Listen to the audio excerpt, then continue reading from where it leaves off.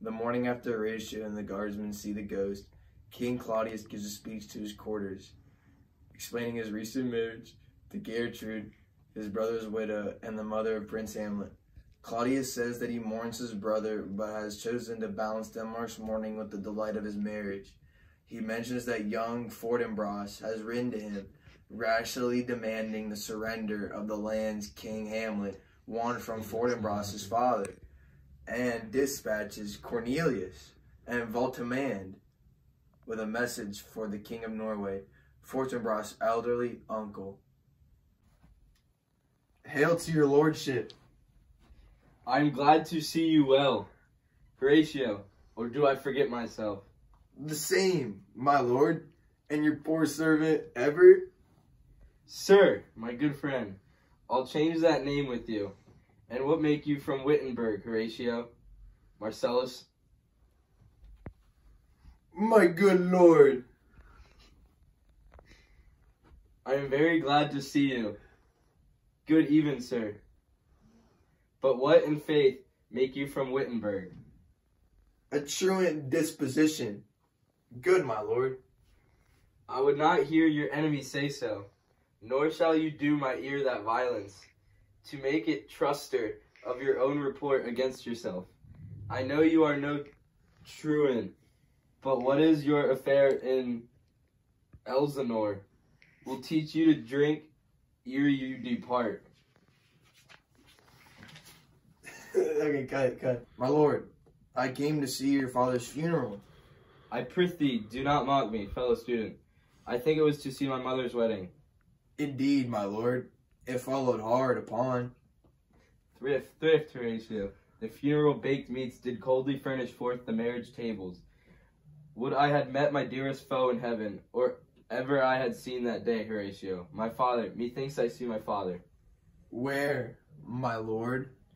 In my mind's eye, Horatio. I saw him once. He was a goodly king. He was a man.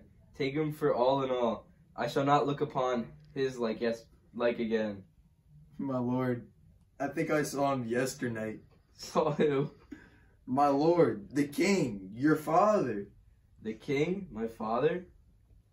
Season your admiration for a while with an intent ear, till I may deliver upon the witness of these gentlemen this marvel to you. For God's love, let me hear. 2 nights together had these gentlemen, Marcellus and Barnardo, on their watch. 2 nights together had these gentlemen, Marcellus and Barnardo, on their watch.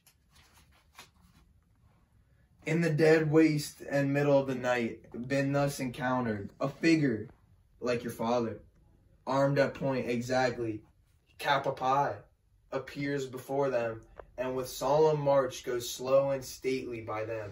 Thrice he walked by their oppressed and fear-surprised eyes within his truncheon's length, whilst they distilled almost to jelly with the act of fear, stand dumb and speak not to him. This to me in dreadful secrecy impart they did, and I with them the 3rd night kept the watch, whereas they had delivered both in time form of the thing, each word made true and good the apparition comes. I knew your father. These hands are not more like. But where was this? My lord, upon the platform where we watch. Did you not speak to it? My lord, I did, but answer made it none. Yet once methought it lifted up its head, and did address itself to motion, like as it would speak, but even then the morning cock crew loud, and at the sound it shrunk in haste away, and vanished from our sight.